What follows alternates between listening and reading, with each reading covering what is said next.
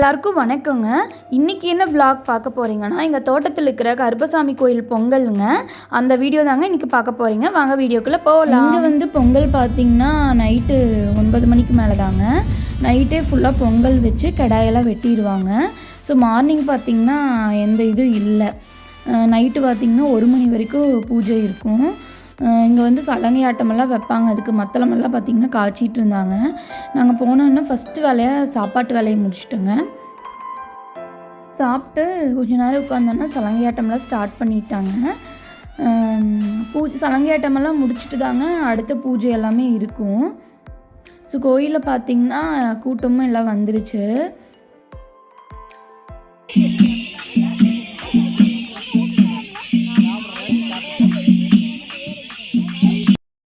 சுவாமி பார்த்திங்கன்னா வேப்ப மரத்துக்கு கீழே தாங்க இருக்குது. ரொம்ப பெரிய மரங்க இந்த வேப்ப மரம். இந்த கோயில் பார்த்திங்கன்னா இப்போ ரீசெண்டாக தாங்க நாங்கள் கும்பாபிஷேகமும் பண்ணணும். எங்கள் சைடெல்லாம் பார்த்திங்கன்னா ஒவ்வொரு தோட்டத்துக்கும் ஒரு கருப்பசாமி இருக்குங்க. இதெல்லாம் அந்த காலத்துலேயே முன்னோர்கள் வச்சதுங்க. நாங்கள் அதை இன்னி வரைக்கும் வருஷம் தவறாமல் பொங்கல் வச்சுட்டே தாங்க இருக்கிறோம். உங்கள் ஊர்லேயும் இந்த மாதிரி இருந்ததுன்னா மறக்காமல் கமெண்ட் பாக்ஸில் கமெண்ட் பண்ணுங்கள்.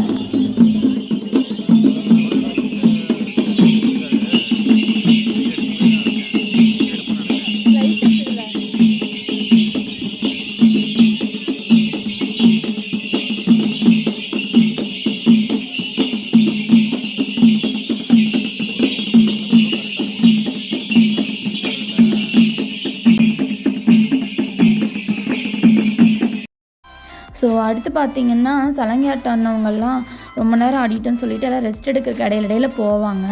ஸோ அந்த கேப்பில் பார்த்திங்கன்னா லேடிஸ் எல்லாம் நாமெல்லாம் சேர்ந்து கும்மி அடிக்கலாம் அப்படின்னு சொல்லிட்டு அவங்கெல்லாம் ஆர்கனைஸ் பண்ணிகிட்டு இருந்தாங்க.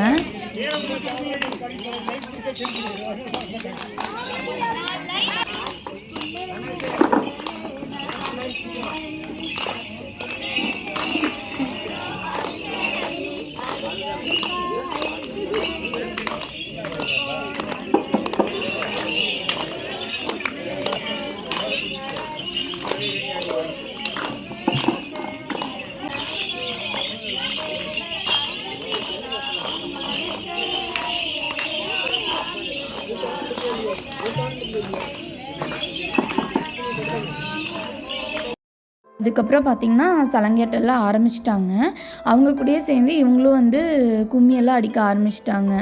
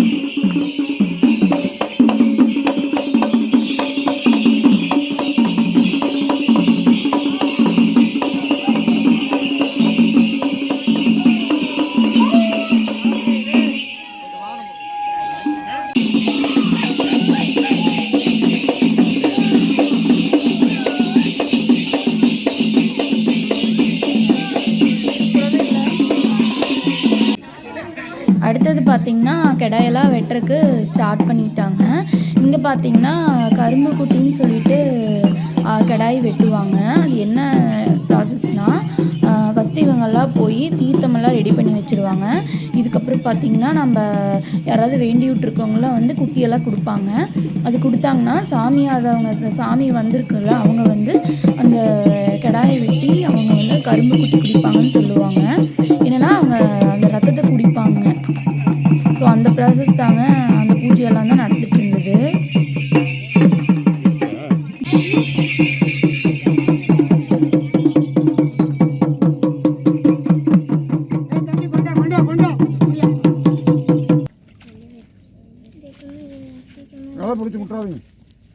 நான் வந்து பார்த்திங்கன்னா கிடாய் வெட்டுறது, அதுக்கப்புறம் அவங்க ரத்தம் எல்லாம் குடிப்பாங்க. அந்த வீடியோலாம் எதுவுமே இதில் போஸ்ட் பண்ணலைங்க.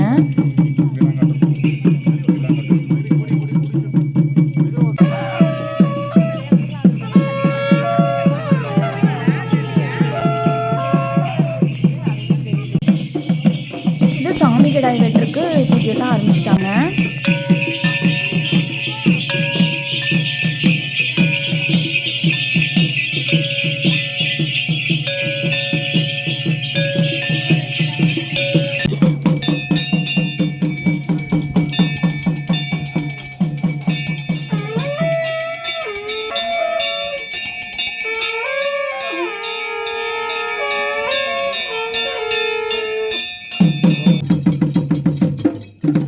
ஸோ கிடாயெல்லாம் வெட்டி பூஜையெல்லாம் முடிஞ்சதுக்கப்புறம் பார்த்திங்கன்னா ஃபைனல் பூஜை என்னென்னா காவுசோறு வீசுறதுங்க.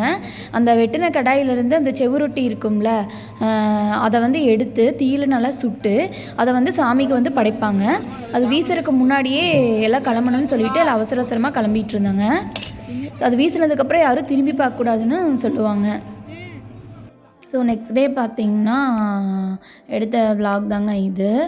நாங்கள் வந்து கோயிலெல்லாம் ஒன்றா சேர்ந்து ஒரு 2 கடாய் வெட்டிக்குவோம். அதுலேருந்து எல்லாத்துக்கும் வந்து மட்டன் வந்து பிரித்து கொடுத்துருவாங்க.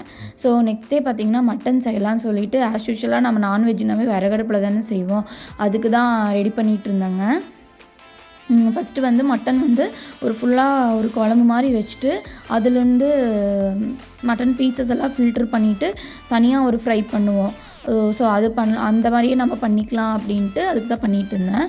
ஃபஸ்ட்டு வந்து எண்ணெயில் கடுகு, வெங்காயம், கருவேப்பிலை எல்லாமே போட்டுட்டு வெங்காயமெல்லாம் பார்த்திங்கன்னா நல்லா கோல்டன் ப்ரௌன் கலர் வந்ததுக்கப்புறம் நம்ம மட்டனை உள்ளே போட்டுடணுங்க.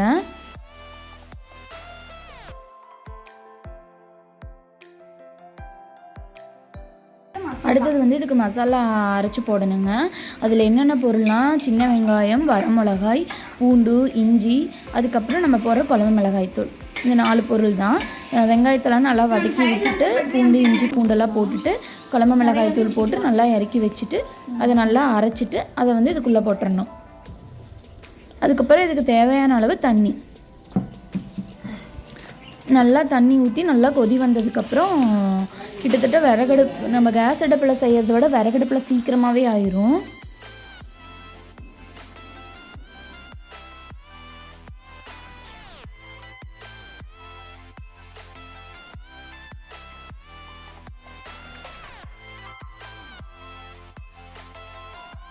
இன்னும் பார்த்திங்கன்னா இந்த குழம்பு மண்சட்டியில் வைக்கும்போது இதை விட இன்னும் நல்லா டேஸ்ட்டாக இருக்குங்க. நாங்கள் வந்து ஈவினிங் ஆட்டம் தாங்க செய்ய ஆரம்பித்தோம். ஈவினிங் ஒரு 4 மணிக்காட்ட தான் செய்ய ஆரம்பித்தோம். ஸோ மண் சட்டி வச்சுட்டு அது காஞ்சதுக்கப்புறம் எண்ணெய் ஊற்றிக்கணுங்க. அப்புறம் கடுகு பொரிஞ்சதுக்கப்புறம் பச்சை மிளகாய் போட்டு ஒரு 2 நிமிஷம் ஆனதுக்கப்புறம் சின்ன வெங்காயம், வரமிளகாயும் போட்டுக்கலாம். பச்சை மிளகாய் பார்த்திங்கன்னா ஃப்ளேவருக்கு, வரமிளகா நல்லா காரமாகவும் இருக்கும். இதுக்கு நம்ம அரைச்ச மசாலா இருக்குதுல்ல, ஃபஸ்ட்டு அரைச்சோம்னா அந்த மசாலாவில் பார்த்திங்கன்னா கொஞ்சமாக எடுத்து வச்சுக்கணும்.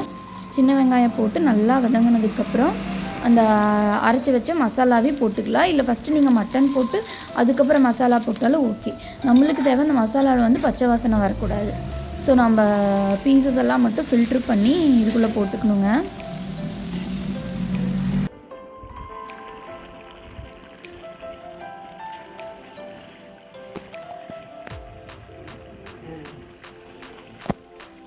நாங்கள் டின்னரெல்லாம் முடிச்சுட்டு நெக்ஸ்ட்டு பார்த்திங்கன்னா ஐஸ்கிரீம் வாங்கலான்னு சொல்லிவிட்டு நானும் என்னோடய ஹஸ்பண்டும் கிளம்பிட்டோங்க. நாங்கள் ரெகுலராக பார்த்திங்கன்னா பெருந்திரியில் ஒரு ஷாப்பில் தான் வாங்கிட்டுருப்போம்.